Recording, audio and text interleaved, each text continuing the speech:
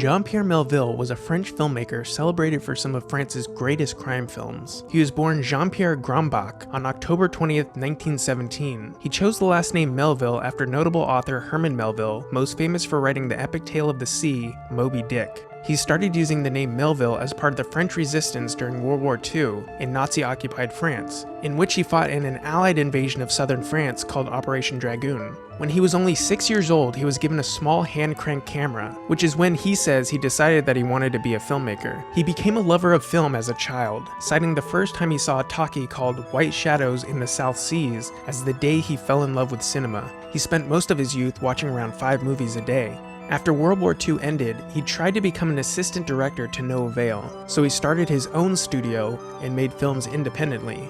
Je n'avais pas sur le plan technique à apprendre grand-chose. Ce que j'avais à apprendre, c'est la façon dont on devait faire un film. Ça, c'est tout à fait différent, ce n'est pas la technique. Et vous avez pu vous produire vous-même? Je me suis produit difficilement, mais enfin, j'y suis arrivé. Vous savez, en achetant de la pellicule les jours où on a de l'argent et en tournant comme ça. Je crois d'ailleurs que le premier film doit être fait avec son sang.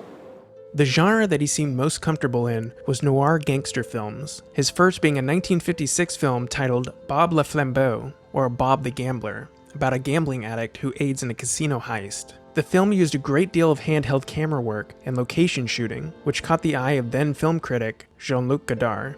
Melville was an early hero to the champions of the French New Wave because of his aesthetic and his penchant for shooting on location with natural light. Godard drew a great deal of inspiration from Bob le Flambeau, and Melville even had a cameo in Godard's first feature film, Breathless. Allegedly, it was Melville who suggested that Godard use jump cuts in the film, which went on to be one of the film's most memorable features. Bob le Flambeau would become one of the main films to incite the French New Wave, a film movement that strived for truth in the image by taking a documentary approach to filmmaking. However, Melville once said, "All my films hinge on the fantastic.